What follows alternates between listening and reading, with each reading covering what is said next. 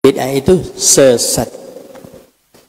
Saya nasihati lagi satu untuk kaum muslimin, jangan alergi mendengarkan kata-kata bid'ah.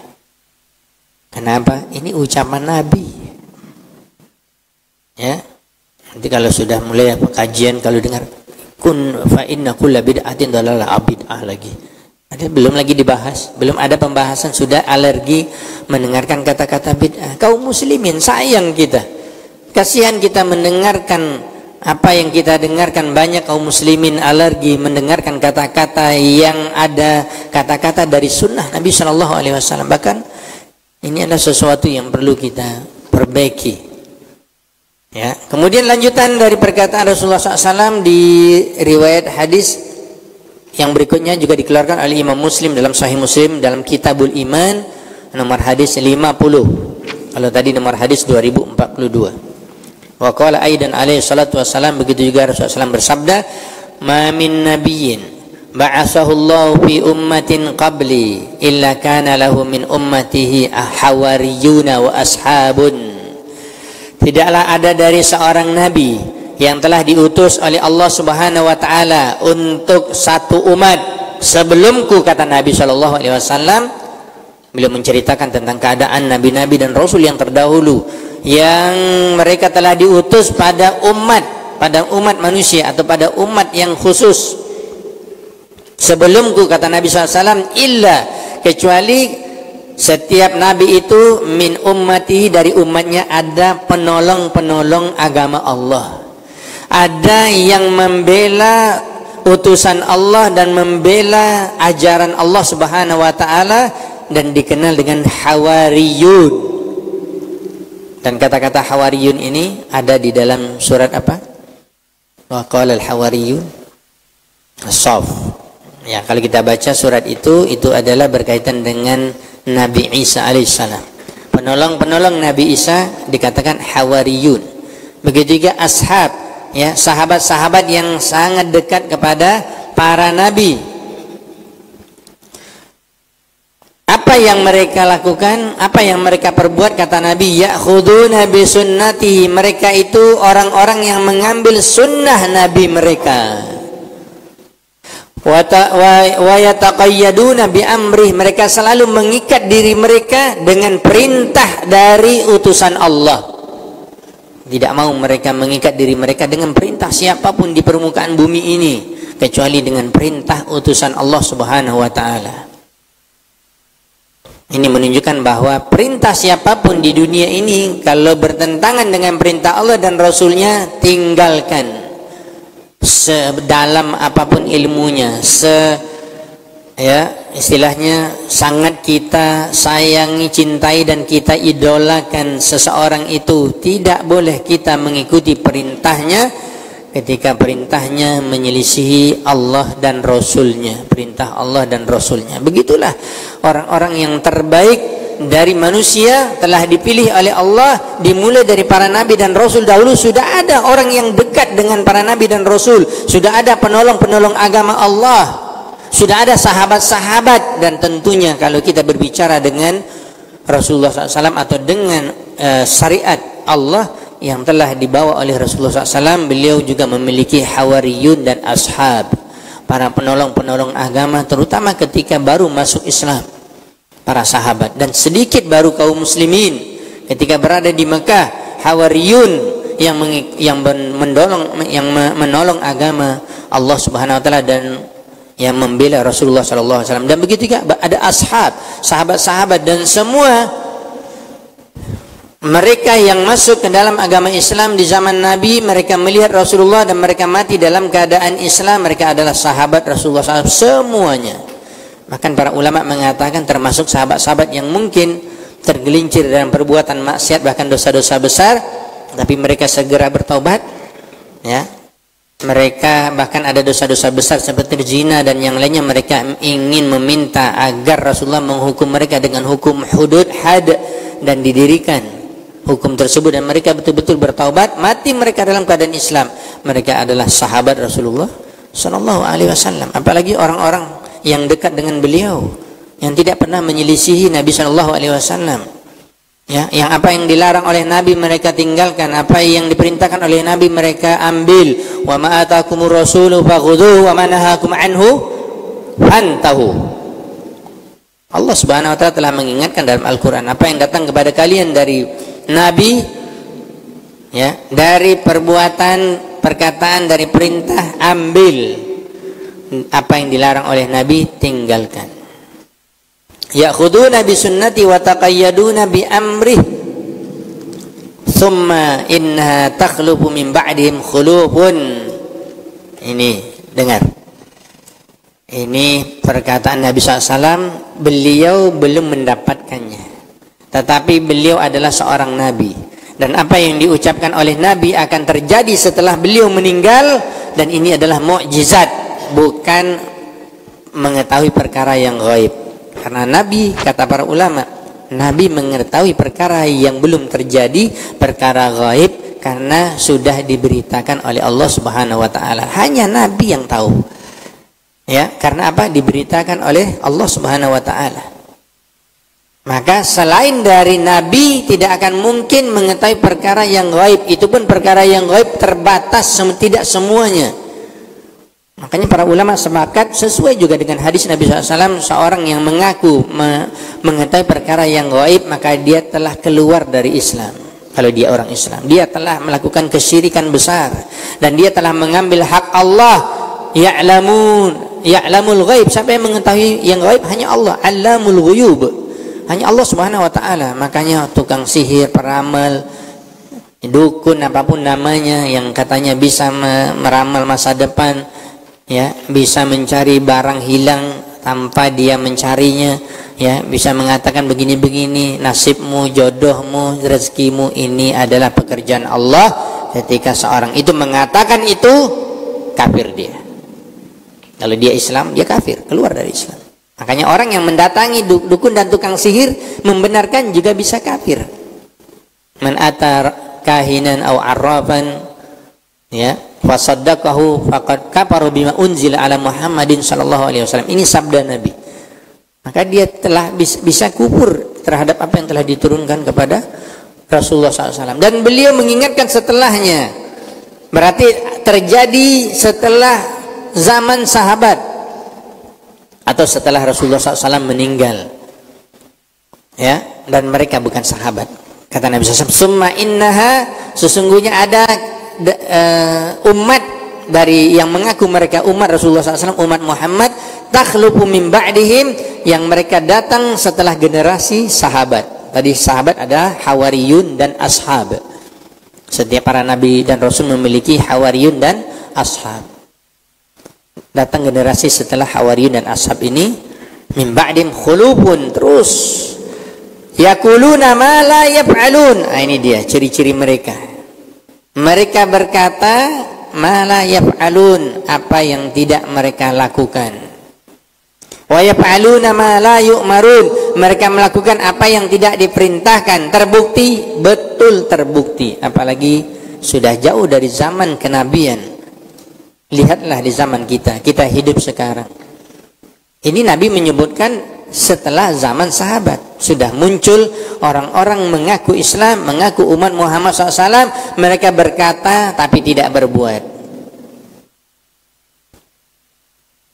Mereka berbuat tapi tidak melalui perintah Allah dan Rasulnya. Sembarangan saja, seenaknya saja melakukan perbuatan tanpa adanya dalil, tanpa adanya perintah terlebih dahulu dari Allah dan Rasulnya. Dan inilah akhirnya terjadi keburukan. Dan inilah yang namanya orang tidak diberikan taufik untuk mengamalkan sunnah.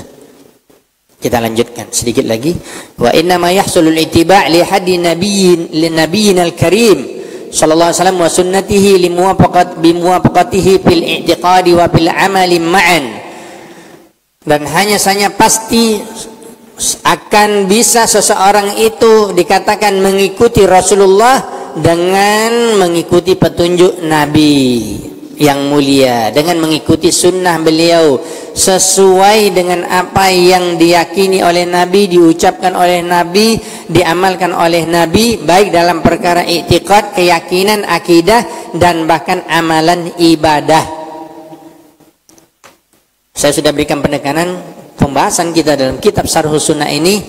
Beliau akan menjelaskan bagaimana sunnah Nabi dalam akidah, apa yang diyakini oleh Nabi dalam pemahaman akidah tauhid, apa yang diamalkan oleh Nabi dalam amalan ibadah. Beliau Imam Al-Muzani ingin memberikan penekanan kepada kita, itulah sunnah. Namanya saya kitabnya Syarhus Sunnah, menjelaskan tentang sunnah. Berarti kita yang membaca dan mempelajari ini, kita berusaha untuk mengikuti sunnah. Sudah saya sebutkan, Imam Al-Muzani imam besar, bahkan murid senior dan selalu berada di sisi Imam Syafi'i. Muhammad bin Idris, bukan perantara, langsung duduk di depan gurunya. Itu muridnya yang terpintar dan termasuk yang berhasil dan jadi ulama, Imam Al-Muzani. Kalau kita katakan bermazhab Syafi'i, ini ulama Syafi'i besar. Ya, Anda yang mengaku bermazhab Syafi'i, coba mari kita belajar kitab ini agar Anda tahu apa itu akidah yang benar. Ya, bagaimana cara beramal yang benar sesuai dengan sunnah Nabi. Faman kana ala sunnah fi babil amal walakinnahu mukhalifun li sunnah bil aqidah. Beliau mengatakan, ini Syekh Abdul Razak mengatakan, ada orang yang mengatakan saya mengamalkan sunnah di dalam perbuatan ibadah saya, tetapi kata beliau di sisi yang lain dia menyelisih sunnah Nabi dalam akidah.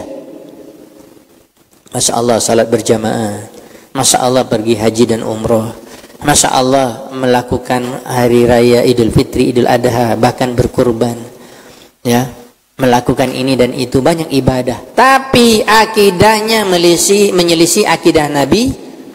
Lam yakun muttabi'an li sunnati Nabi SAW haqqal ittiba', maka dia belum dikatakan sebenar-benar mengikuti sunnah Nabi, karena ada cacat dalam perkara akidah, tidak mengikuti Nabi.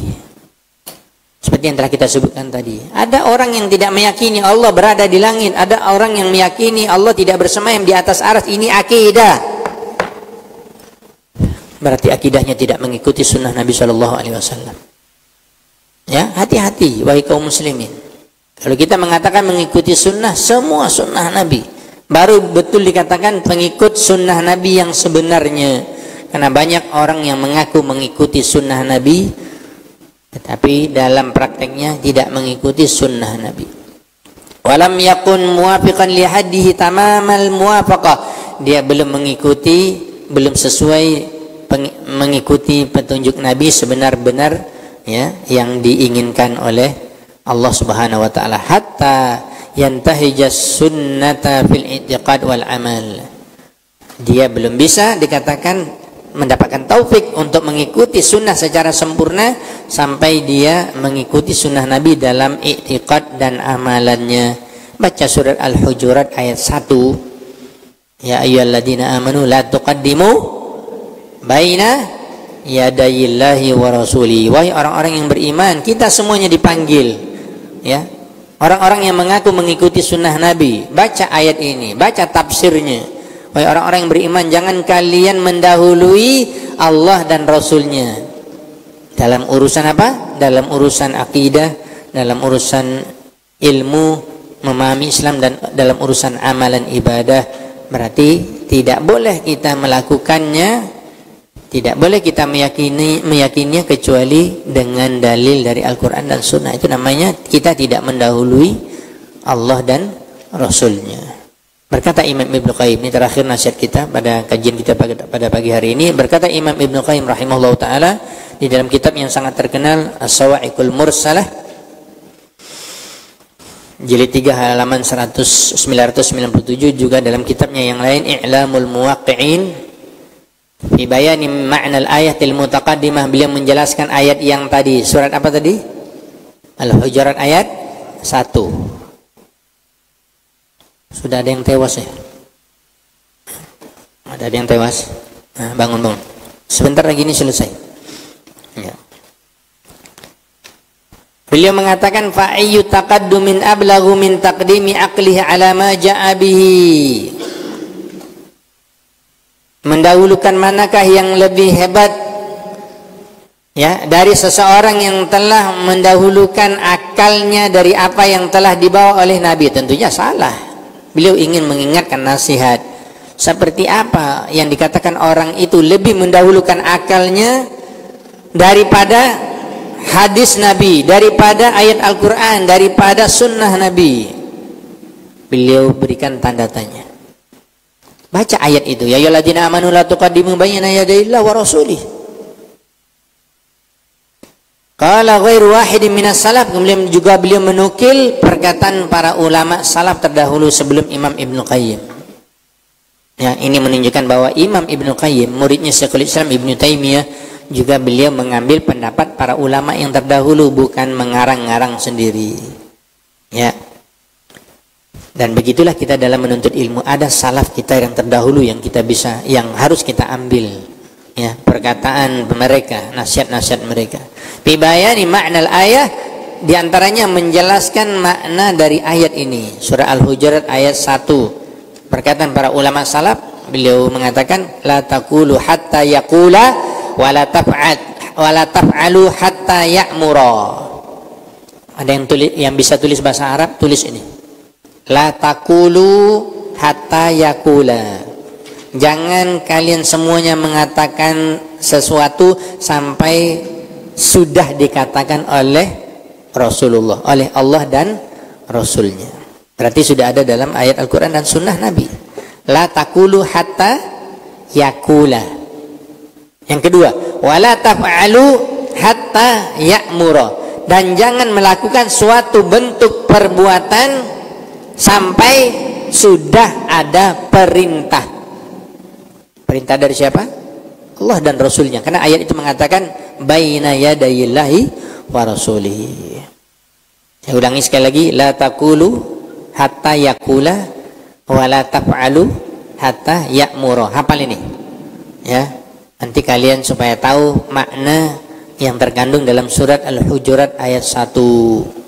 Wa ma'lumun, selesai dengan penjelasan terakhir dari Imam Ibnu Qayyim. Wa ma'lumun qat'an, dan diketahui secara mutlak, tidak bisa ditawar-tawar lagi, anna man qaddama aqlahu au aqla ghairi, barang siapa yang mendahulukan akalnya, kepintarannya, kecerdasannya, ya, ataupun dia mengidolakan seseorang yang cerdas, yang pintar, dia mendahului akal orang tersebut, ala ma ja'a bihi, mendahului apa yang dibawa oleh Rasulullah SAW, maka beliau mengatakan fahuwa a'san nas lihadza Nabi SAW, maka orang ini adalah manusia yang paling berbuat maksiat kepada Nabi, paling tidak benar dalam mengikuti Nabi Shallallahu Alaihi Wasallam, mendahului akalnya atau akal orang yang pintar selain dari dia.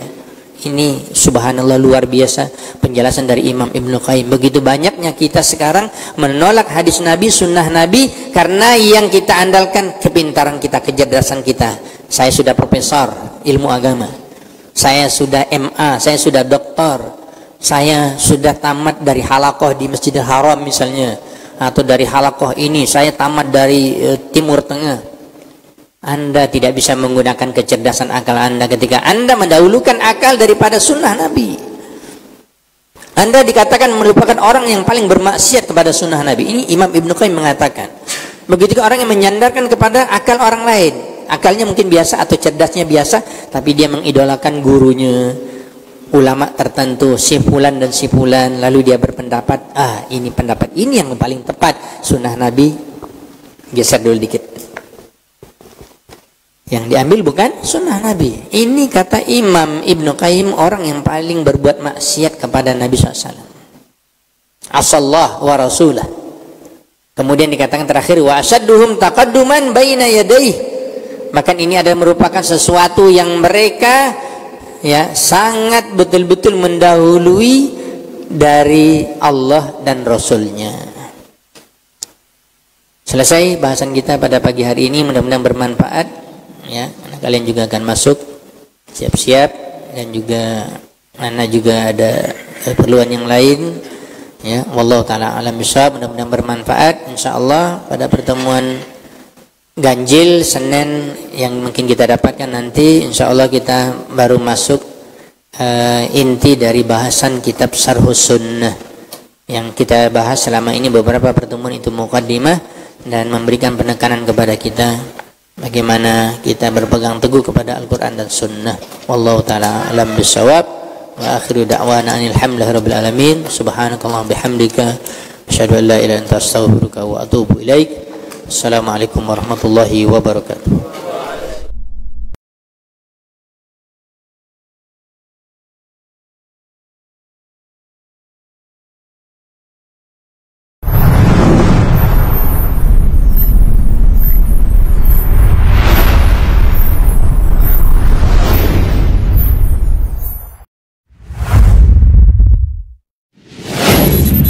Assalamualaikum warahmatullahi wabarakatuh. Saudara-saudariku, para pemirsa Hasil TV dimanapun Anda berada, rahimani wa rahimakumullah.